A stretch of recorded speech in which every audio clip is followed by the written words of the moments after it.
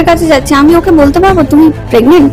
কিন্তু আমার থেকে অনেকটা সিনিয়র বয়সে, ওর সঙ্গে আমার দেখাও হয় না, কথাও বলি না। সত্যি এটা মেন্টাল টোল আমার। স্বেচ্ছায় চিরদিনই তুমি যে আমার থেকে সরে দাঁড়ালেন দিদিপ্রিয়া রায়। নতুন নায়িকা হিসেবে অপর্ণার চরিত্রে দেখা মিলবে এসো মা লক্ষ্মী খ্যাত প্রত্যুষা পালের। সহ অভিনেতার আচরণ, সমাজ মাধ্যমে ভক্তদের কটূক্তি এবং মানসিক চাপে তিনি নাকি কাজ করতে পারছেন না। এই পরিস্থিতিতে তিনি আর্টিস্ট ফোরাম এবং মহিলা কমিশনের দ্বারস্থ হন বলেই টেলিপাড়ায় ছড়িয়ে পড়ে খবর। এখন শোনা যাচ্ছে দিদিপ্রিয়া রায় নিজে থেকেই ধারাবাহিক থেকে সরে যাওয়ার সিদ্ধান্ত নিয়েছেন। আমাকে তো বারবার ইম্যাচিওর বলা হয়েছে, আমি হয়তো ইম্যাচিওর, আমি মানলাম, কিন্তু উনি যেটা করলেন, নাম্বারটা পোস্ট করে দিলেন, পাবলিক করে দিলেন, এটা কিরকম ম্যাচিউরিটি?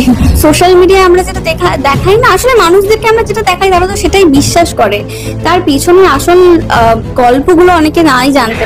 এখনো নিশ্চিত খবর নয়, তবে এত ঝামেলার পর সিরিয়ালের নতুন নায়িকা দেখতে পাওয়ার সম্ভাবনা প্রবল। তবে এই মুহূর্তে প্রত্যুষা পালের নাম উঠে আসছে।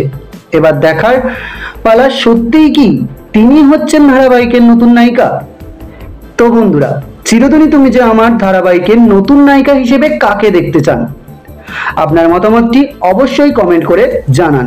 ভিডিওটি ভালো লাগলে লাইক ও শেয়ার করবেন এবং প্রতিদিন নতুন নতুন ভিডিও পেতে অবশ্যই চ্যানেলটি সাবস্ক্রাইব করবেন। ভিডিওটি শেষ পর্যন্ত দেখার জন্য অনেক ধন্যবাদ।